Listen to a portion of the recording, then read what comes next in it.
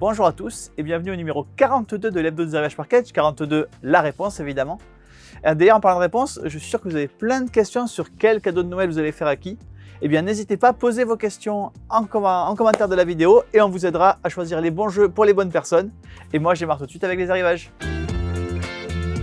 Et on démarre avec le jeu pour enfants de la semaine, c'est 1, 2, 3 glisse.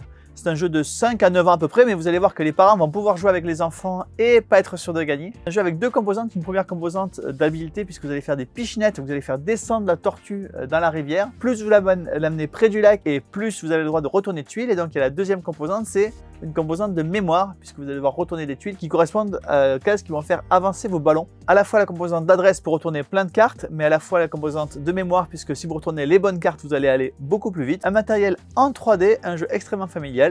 C'est 1, 2, 3 glisse.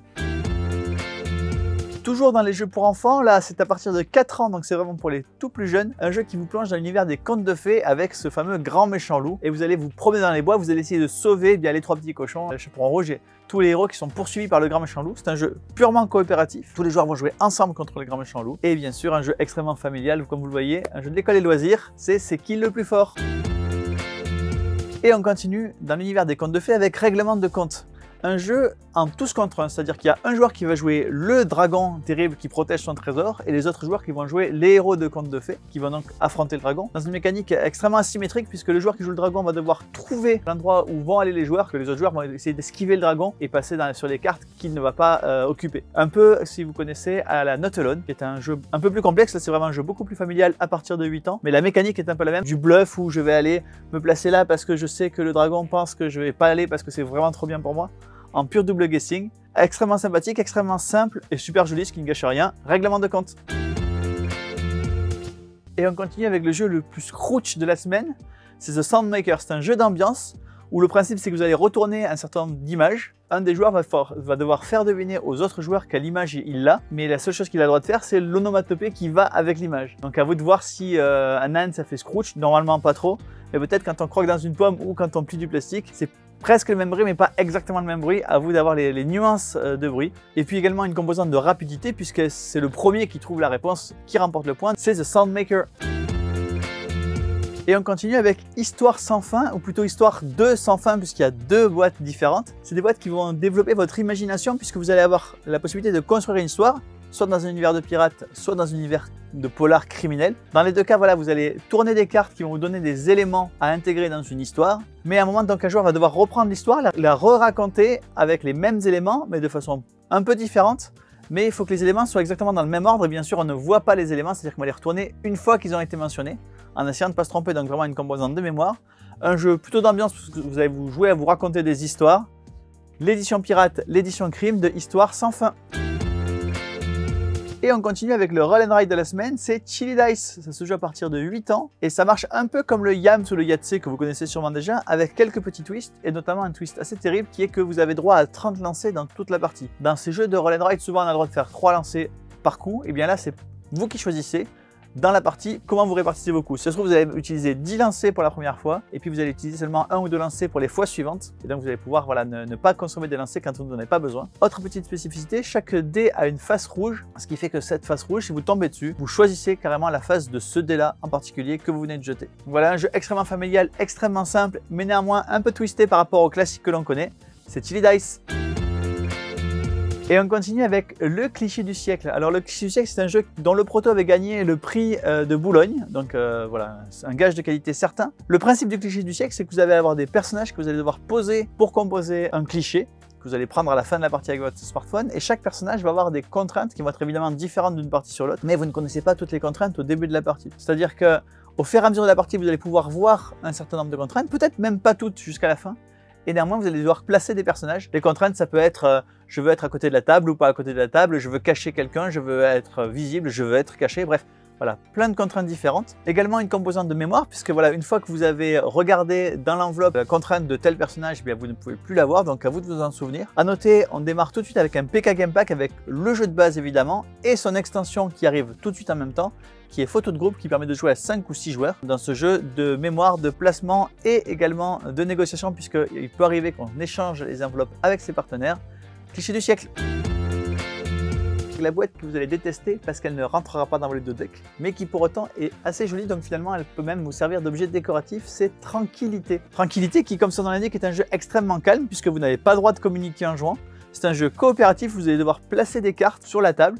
Des cartes qui sont d'ailleurs assez jolies, ce qui ne gâche rien. Et le principe, c'est que si vous placez une carte à côté d'une autre, vous allez devoir défausser un nombre de cartes qui est égal à la différence entre les deux. Donc voilà, il y a une côté prise de risque. En début de partie, vous allez devoir poser des cartes en faisant des estimations de ce que va donner la partie, en espérant pas trop faire d'erreur. Si possible, voilà, coincer des cartes entre deux pour ne défausser qu'une seule fois. Et puis bien sûr, ne pas oublier l'arrivée et le départ, qui sont des cartes particulières qui doivent être jouées à un moment donné. À noter aussi que dans cette boîte-là, il y a déjà la première extension du jeu qui est incluse dans la boîte de base.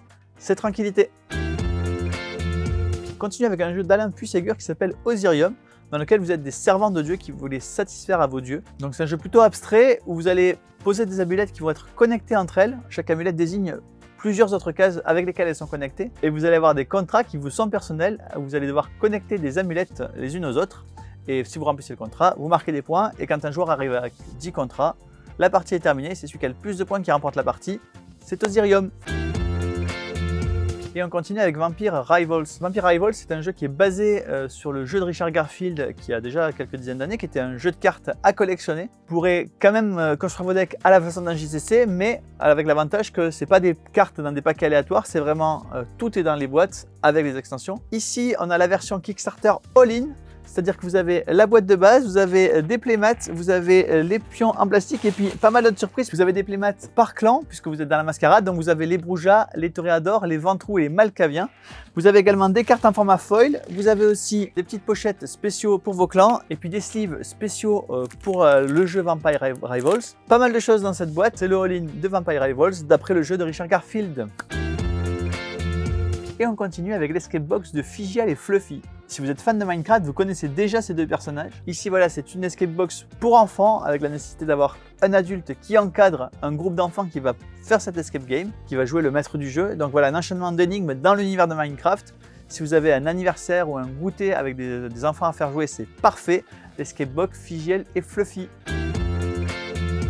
Et on continue avec Worldwide Tennis. Worldwide Tennis, comme son nom l'indique, c'est la suite de Worldwide Football, avec une mécanique légèrement différente. Ici, toujours cette gestion de main de cartes, et puis le dé pour savoir si de temps en temps ça réussit ou ça ne réussit pas. Notez que cette version est extrêmement modulable, puisque vous pouvez à la fois choisir la durée de la partie, et à la fois avoir un jeu différent en fonction du cours sur lequel vous allez jouer. Si vous jouez sur terre battue, ça se passe pas pareil que sur gazon ou sur ciment.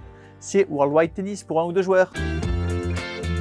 Et on continue avec le dernier King Domino, c'est King Domino Origins. King Domino, vous le connaissez peut-être déjà, c'est un jeu qui a été extrêmement bien reçu avec des tonnes et des tonnes de prix, notamment il a gagné le Spiel, il a été nommé pour l'As d'Or, un succès assez phénoménal qui a abouti à pas mal de suites et d'extensions, donc il y a eu King Domino, Queen Domino, Dragomino et plein d'extensions pour ces 3 jeux. Et voici qui arrive King Domino Origins qui nous précipite dans la préhistoire avec pas mal de mécaniques qui sont un peu plus complexes que dans le King Domino de base. Néanmoins, voilà quelques modules complémentaires qu'on peut ajouter au fur et à mesure des parties qui rendent le jeu un peu plus expert, qui va avoir ajouté notamment des composantes de majorité puisque vous allez avoir des terrains avec des ressources et celui qui a le plus de ressources peut avoir des bonus ou des mécaniques avec des personnages qui vont vous donner des pouvoirs au fur et à mesure de la partie.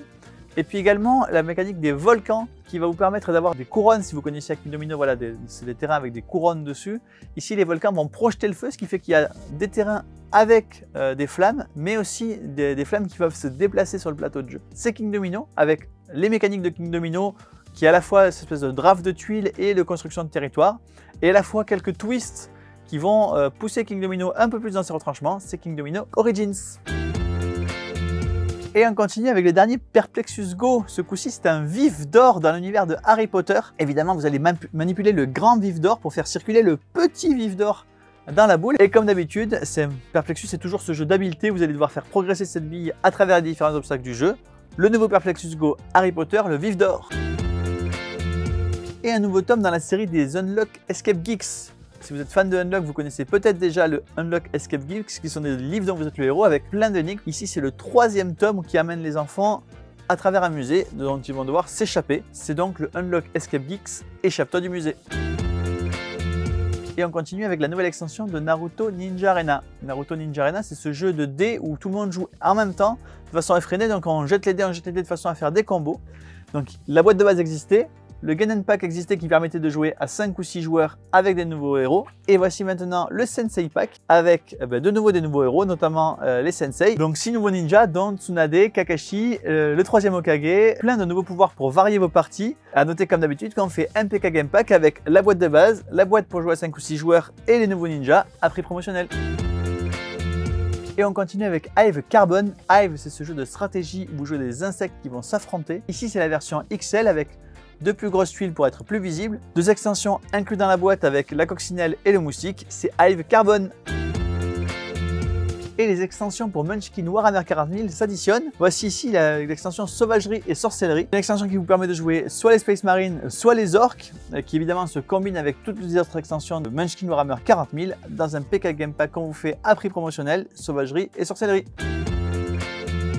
Et on termine cette vidéo par 2 jeux qui ne sont pas des nouveautés mais qui sont des rééditions, donc ils reviennent. Vous avez ici Jamaica, la nouvelle édition, attention qui n'est pas compatible avec les extensions de l'ancienne édition, et Mr. Jack New York, la version à New York du fameux Mr. Jack, ce jeu à 2 où un joueur joue Jack et l'autre joue tous les autres joueurs qui cherchent Jack. Jamaica et Mr. Jack, les rééditions 2021, des jeux classiques qui sont de retour.